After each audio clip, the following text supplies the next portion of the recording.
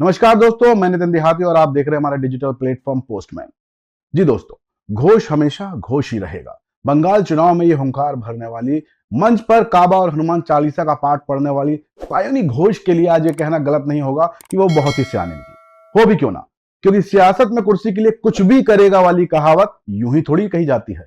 पश्चिम बंगाल की पूर्व मुख्यमंत्री ममता बनर्जी ने सपने में भी नहीं सोचा होगा कि उनको कॉपी करने वाली, उनको अपना मार्गदर्शक मानने वाली सायोनी घोष ये भी कर सकती हैं। बंगाल में बीजेपी के धमाल के बाद वहां की सियासत भी अब कमाल ही कर रही है।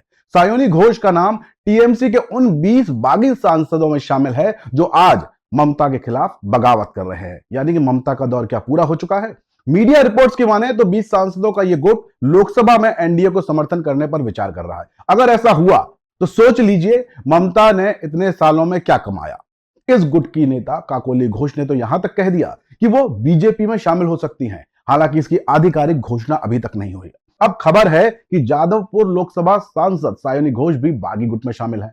हालांकि सायोनी घोष सोशल मीडिया पर एक्टिव रहती हैं, लेकिन अभी तक इतनी रिपोर्ट आ चुकी है उन्होंने इसे खारिज नहीं किया। ये क्या माना जाए? पश्चिम बंगाल विधानसभा चुनाव के दौरान बीजेपी के खिलाफ उनके आक्रामक प्रचार ने उन्हें ममता बनर्जी के बिल्कुल पास लाकर खड़ा कर दिया था। सिर्फ पार्टी के भीतर ही नहीं, बल्कि चुनाव प्रचार के दौरान कई लोगों ने उनमें ममता बनर्जी की छवि और विकल्प तक देखना शुरू कर दिया था। ममता बनर्जी के लिए चुनाव प्रचार के दौरान उनका गीत मेरे दिल में काबा है और आंखों में मदीना काफी चर्चा में रहा। इसके अलावा आम आदमी पार्टी छोड़कर बीजेपी में शामिल हुए राघव चड्ढा पर सायोनी घोष ने एक चुनावी जनसभा के दौरान निशाना साधा था। उन्होंने क्या तंज कहा था? आपको याद होगा कि मैं चड्ढा नहीं हूं जो चड्डी बन जाऊंगी, घोष हमेशा घोष ही रहेगा। चुनाव हारने के बाद ममता ने जब अपनी पार्टी के सभी संगठनों का पुनर्गठन किया तो हार के बावजूद ममता बनर्जी ने सायोनी को पे भरोसा जताया, उन्हें टीएमसी यूथ विंग का अध्यक्ष बना दिया। लेकिन पिछले 2-4 दिनों में सायोनी की चुप्पी सभी को हैरान कर रही थी। इसे लेकर कई अटकलें भी लगाई जा रही थी। सोमवार को हुई सायोनी को लेकर अटकलें और बढ़ गई। ऐसे में सायोनी की खबर, बगावत की खबर ने बंगाल से लेकर दिल्ली तक लोगों को हैरान कर दिया। पार्टी को एक और बड़ा झटका लगने के कुछ ही घंटों बाद ताजा दल बदल हुआ। इससे पहले बुधवार को राज्यसभा सांसद सुष्मिता देव ने पार्टी से इस्तीफा दिया और उच्च सदन की सदस्यता छोड़ दी।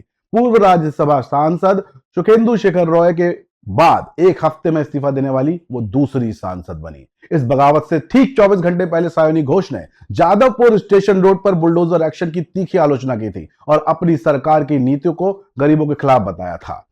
सायोनी घोष जादवपुर, यह वही सायोनी घोष हैं जिन्होंने चुनाव प्रचार के दौरान ममता बनर्जी के लिए तरह देखने के लिए सफेद साड़ी पहनी और सैंडल पहने, हवाई चप्पल पहनी, सब कुछ किया। लेकिन क्या हुआ? ममता बनर्जी की परछाई मानी जाने वाली सायोनी घोष का इस तरह यू टर्न लेना टीएमसी के लिए एक बहुत बड़ा झटका है। पिछले कुछ दिनों से लेकर उनकी चुप्पी कई तरह की अटकलों में बदल गई है, कई तरह की अफवाहों में बदल गई है, जो अब सच साबित हो सकती है। इस बड़ी बगावत ने दिल्ली से लेकर बंगाल तक की राजनीति में खलबली मचा दी है और अब सभी को इनके अगले कदम का इंतजार है। आपको बता दें कि लोकसभा में तृणमूल कांग्रेस पार्टी के 28 सांसद हैं। 20 सांसदों का समर्थन का मतलब है कि अलग से कथित गुट दल बदल विरोधी कानून के तहत कार्रवाई से बच सकता है। हालात ये भी हो सकते हैं कि अलग हुए गुट को असली तृणमूल कांग्रेस के तौर पर मान्यता मिल जाए। हालांकि इसकी पुष्टि नहीं की जा सकती, यह महज एक संभावना है। लेकिन महाराष्ट्र और में शिवसेना और राष्ट्रवादी कांग्रेस पार्टी इस तरह के